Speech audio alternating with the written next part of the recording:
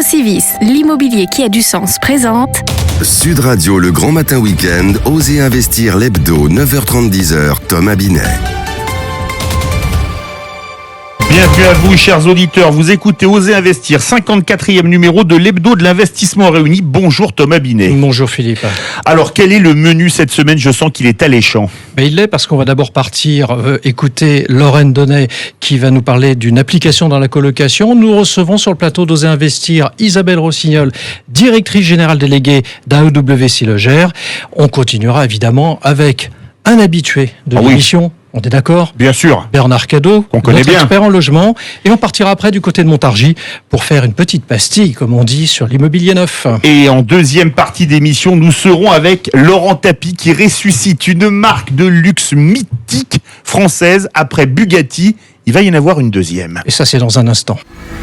TheLoc.fr, la plateforme qui vous simplifie la loc présente Sud Radio, Osez investir, la clé de la semaine.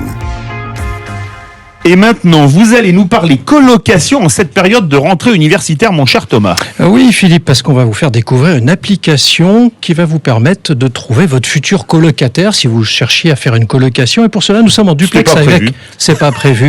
Avec Lorraine Donnet, fondatrice de Woomis. Bonjour Lorraine.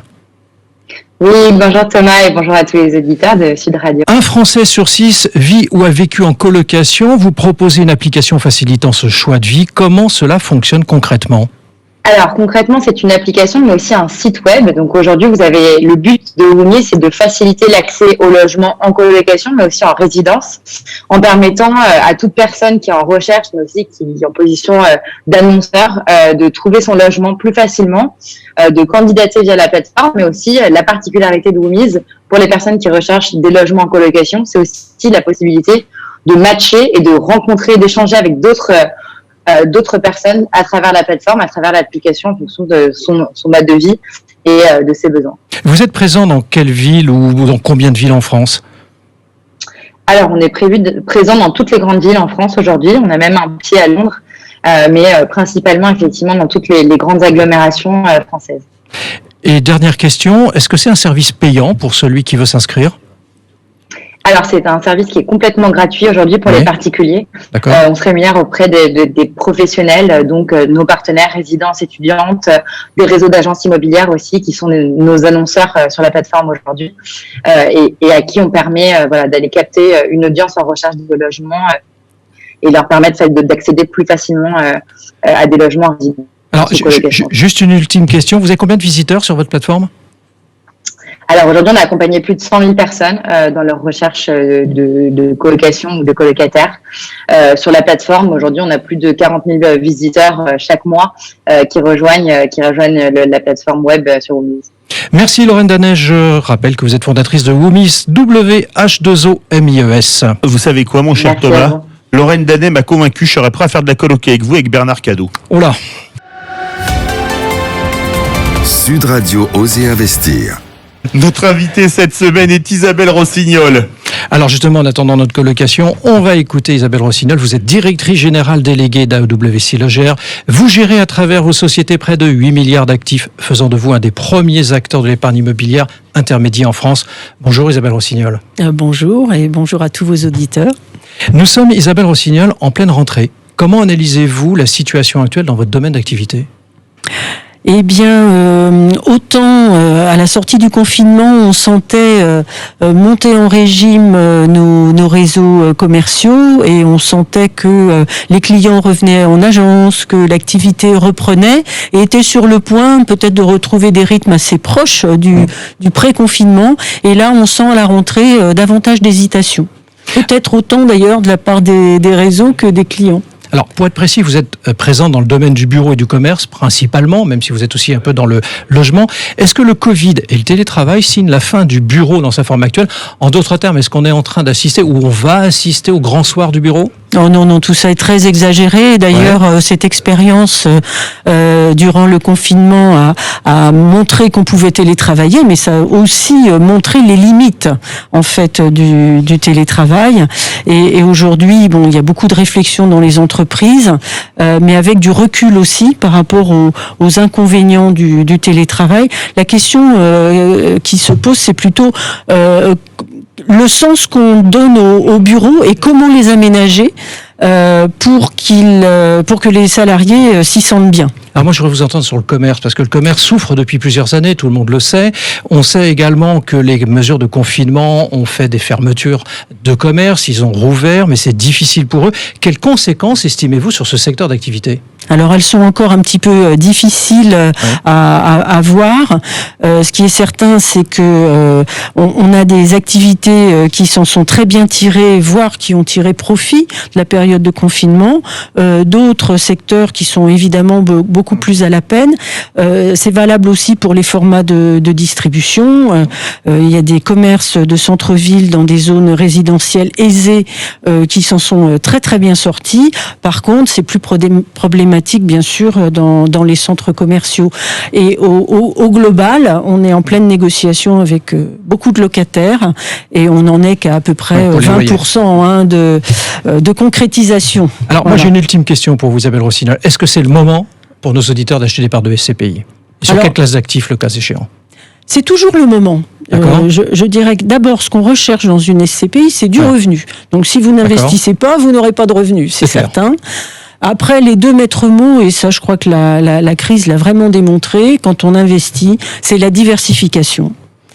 Et c'est également savoir rentrer à peu près régulièrement, tout le temps, pour finalement lisser un peu les effets cycliques. Merci Isabelle Rossignol de nous avoir rendu visite dans Osez Investir. Et je rappelle que vous êtes la directrice générale déléguée d'AEW Silogère.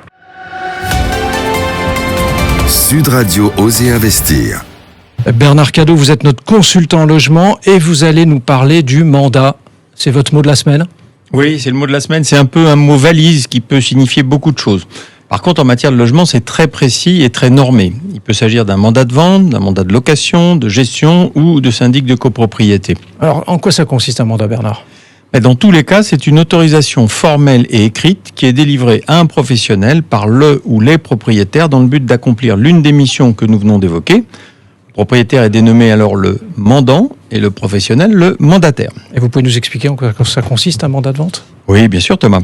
Le mandat de vente, il peut être simple ou exclusif. Il aura toujours une validité maximum d'une année. Le mandat simple permet au propriétaire de confier la vente du bien à plusieurs agences en même temps et de le vendre également par lui-même. De l'autre côté, le mandat exclusif est confié à une seule agence et démarre par une période renouvelable de 3 mois, sauf bien sûr dénonciation ultérieure. Alors le frein principal à l'établissement d'un mandat exclusif réside chez le propriétaire dans l'impossibilité de le confier dans le même temps à d'autres agences. C'est en même temps sa crainte.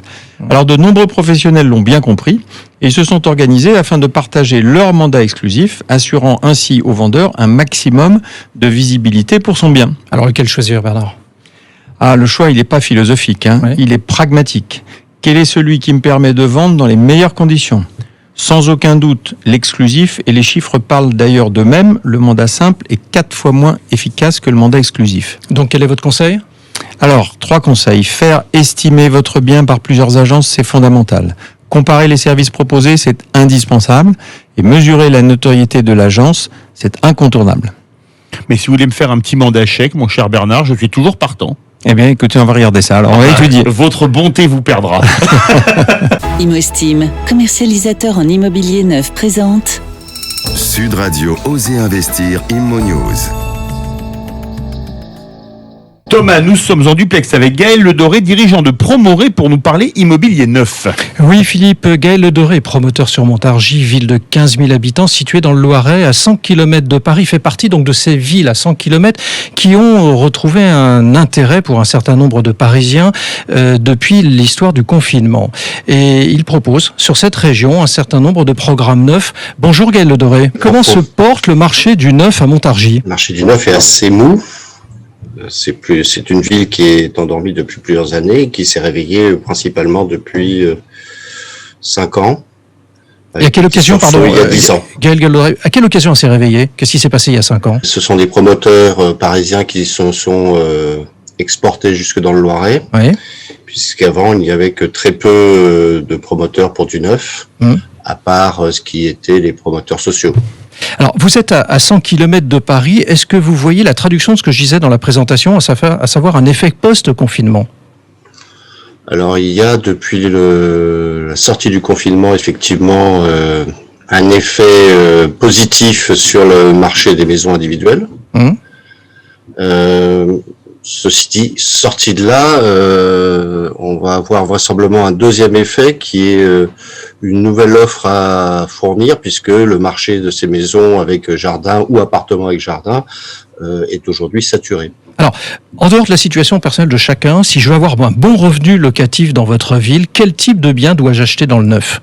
Est-ce que vous avez un exemple à nous donner, par exemple ? Je dirais que le neuf résidentiel aujourd'hui n'est pas encore très développé. L'intérêt, ce serait peut-être d'attendre encore un an pour investir dans des nouveaux produits qui sont les résidences-services qui sont en développement pour les personnes âgées ou pour les étudiants. Merci Gaël Ledoré, je rappelle que vous êtes dirigeant de Promoré. Merci, restez avec nous, on revient dans un instant avec le club Osez Investir et Laurent Tapie qui ressuscite une marque automobile française mythique, Delage. Sud Radio, le grand matin week-end, Osez Investir l'hebdo, 9h30, 10h, Thomas Binet. Avec Procivis, l'immobilier qui a du sens.